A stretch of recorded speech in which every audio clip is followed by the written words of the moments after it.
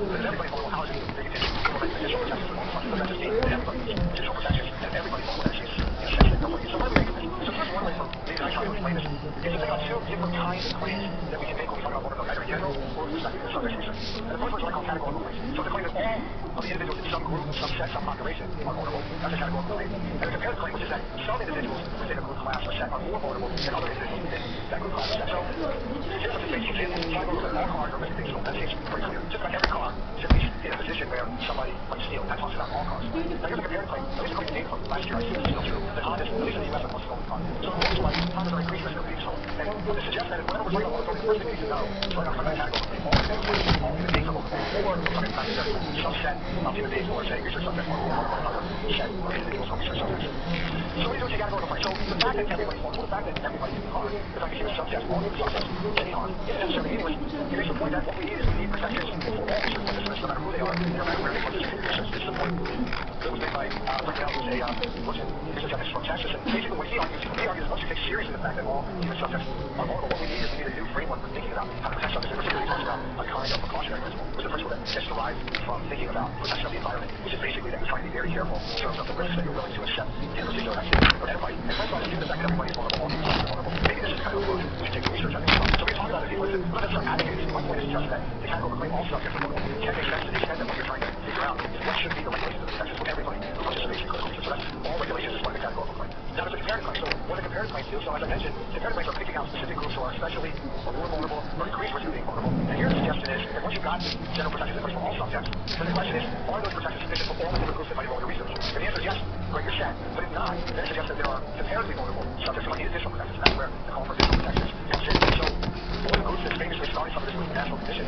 which is one of the first groups in the U.S. at least to think about regulations for human subject research. And they started out with recommendations for human subject research in general. And then once they developed those, they then stopped and okay, are they good enough for all types of research? Or are there some categories of research or categories of subjects who need even greater or additional protections? And their answer was yes in a couple cases. And one of the examples for that was children, where children might need even more protections than we give to competent adults. So that's the distinction between comparing claims here and then the prior categorical claims. So one example, this is a nice example, it's one of the most influential papers, I think, is the group on vulnerability in subject research by Ken Gibness, who's in Hawaii. Basically, he says this, he says, when I'm talking about vulnerable subjects, what I mean is, I assume that the basic baseline guidelines, regulations, protections are in place and they're working. And then what I'm going to ask is, are there groups or other individuals for whom that general set of guidelines and protections isn't sufficient so that we need even extra added safeguards or protections going beyond what he calls that baseline of regulations?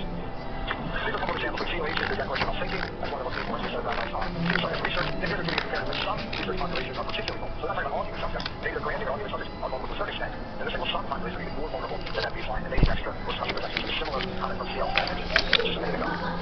So here's a comparative example. So the U.S. regulations based on the suggestions made by the National Commission that I mentioned a minute ago, the U.S. regulations are based on the National Commission's recommendations. And the U.S. decided there's a couple of important populations that need additional or special protections. Prisoners is one of them. Children, as I mentioned, is another. And one of the extra protections here is there's such a limit on the risks to which you can expose children. So the idea is, well, we need some protections for research for competent adults, but as long as they're competent, as long as they understand, so they can inform consent, then maybe we can allow them to accept or to be exposed to a higher level of risk in the context of clinical research. But now we start talking about younger children or infants, given that they can't give informed consent, those general protections aren't going to be enough. We want some additional limits on the extent to which we can expose children to risks in the context of clinical research. So here's a crucial point, and hopefully somebody will ask me if this doesn't make sense, but when we're talking about these comparative claims, more vulnerable, somebody more vulnerable than others, children are more vulnerable than competent adults, Hondas are more vulnerable than other cars of being stolen. If you think about those claims for a minute, what you'll realize is that they tend to be context dependent, meaning whether or not some group, population, or set of individuals is more vulnerable than others is going to depend on the context. So when it comes to research, it's going to depend on the type of research, where it's conducted, and how it's conducted. This is just one simple example based on my earlier case of cars. It turns out that in certain towns in the west of the U.S., Hondas actually are very susceptible to being stolen. They're more interested in them. They're interested in SUVs and trucks. So if you've got a Honda and you're driving in Washington, D.C., it's probably more likely to be stolen. Other cars, you might want to take more protections. If you live in one of these towns in the west, you might not need to be concerned. So the context affects whether or not that car is more likely to be stolen. So I invite people here that they're going to be a couple quick questions. Here comes the first one. Context dependent applied to clinical research. Maki works in a lab at the NIH. She's been working with clinical investigators doing both translational science and basic science for these 15 years. One day she's walking through the halls of the clinical centers that are often active for clinical studies. She sees an ad and she's interested in enrolling in a study. Maki, vulnerable subject? I'll go to the chairs. How come? Because she's an employee. So why would being an employee, or why might being an employee make her vulnerable? Or more vulnerable, comparatively vulnerable? Yeah. Okay, so there's a lot of people saying online, if you can come up, so like, I don't know, for people. So basically her point here is, if you remember the list of sales, employees are one of the examples of vulnerable subjects. Well, I'm going to compare them to especially vulnerable subjects. And my question was, why would they be on that list? And your next response is, well, it might be that given that you're an employee at the NIH, you feel some compulsion to say yes and be in a study. So take an obvious example. Imagine if this is a study that's being run by her lab chief. Imagine her lab chief is the principal investigator of the study. Now you want to go about that study. You're going to be worried. You might be worried. Is she able to say no? Given that the person who's in charge who wants to complete the study, presumably is somebody who has power over her. And that is a very nice example. It turns out the clinical center, I think we have a very specific policy doing research with employees where sometimes they need independent assessment just exactly to address that concern. So on the one hand, if it's a PI, is her boss, and she's going to be vulnerable. But on the other hand, not even command people doing this research. In that case, she might be less vulnerable than almost anybody else. She really understands this. What she's been doing and involved in clinical research for 15 years, she might be better able to assess its values, risks, and potential benefits than somebody who doesn't have that background. So this is a nice example, I think, of how whether or not a person or a group of people, say in this case employees, whether vulnerable is going to depend on the context that we're talking about. So those risks aren't going to apply broadly. It's going to depend on the case in question. Okay, so that's a discussion of who's vulnerable. So the second question is, what protections are appropriate for vulnerable subjects? And as I said, given that vulnerability is going to be context dependent, whether or not somebody needs protections, and moreover, what those protections need to be, is going to depend upon that context. So this is exactly your point. If the guy's your boss, then we need to make sure that Maki's able to kind of try to afford decisions to come to understand. But we need to make sure she's able to volunteer decisions. Their boss isn't coercing her, manipulating her, forcing her to be like as an infant. That's not what you're worried about. You're worried the infant can't understand. So they're going to focus more on understanding rather than volunteering some of the decisions the person makes. So here's just a couple examples of applying the vulnerabilities of the safeguards. So employees, as I mentioned, what we do independent assessment to make sure the person understands, and they're making their own decision voluntarily. In the case of children, where they don't understand, they can't look out for the best interest, whether they understand that we help them. Or if somebody doesn't speak English, well, they speak French and they're enrolling in a study in Paris, they're in good shape. If they're speaking only French and they're enrolling in a study in the clinical center, that might be a problem. They might not understand as well as other people. They might need a translator. So very different contexts, very different vulnerabilities, and very different protections depending on the context and the particular vulnerability. Okay, well, that's sort of the background I promised on vulnerability in general, and then talking a little bit about the different types of the categorical and comparative claims regarding vulnerability. Now what I want to do is to think more about protection. I want to think about a very specific case, which is with regard to informed consent, people who can't give informed consent. And the reason why I picked this one amongst all the vulnerabilities that we talked about so far is that informed consent is one of the most important messages. It's one of the most common, it's one of the most important. It's not the only one. As Christine mentioned, there are a number of very important ones. Independent review is very important.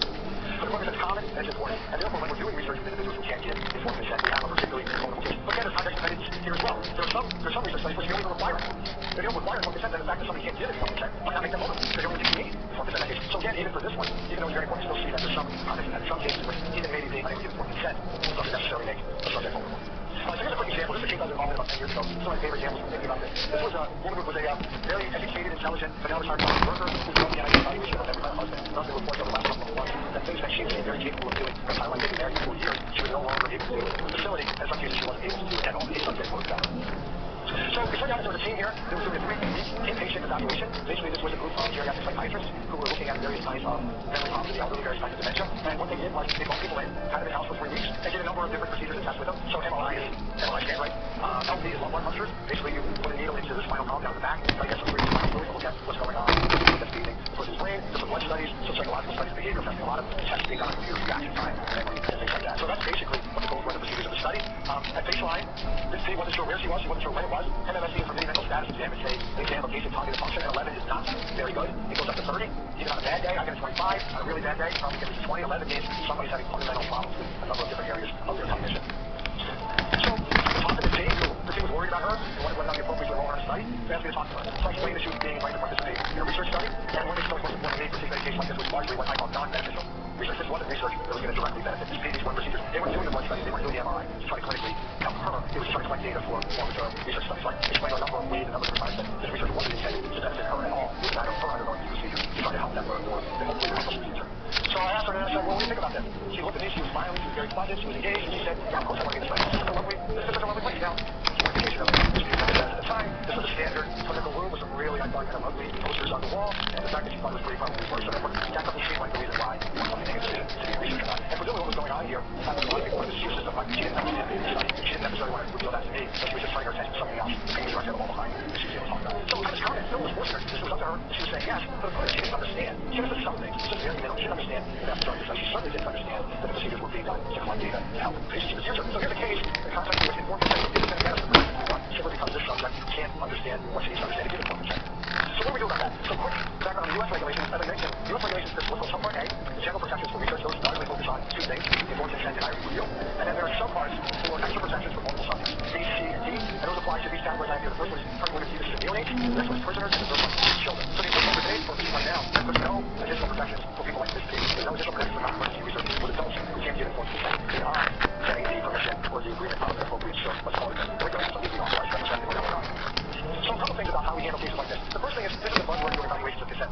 specificity. The idea here is that whether or not somebody can understand something and give consent to it, obviously depends on what that thing is. Some of us can understand certain things, and we can't understand other things. So the first point of that is that although things like a mini mental status exam and IQ test, general tests of cognition can be valuable in certain settings, typically they're not going to tell us whether or not somebody can consent to a specific study. The way we figure out whether or not somebody can consent to a specific study is we explain that study to them and see if they can understand that particular study. That's the test, specificity of it.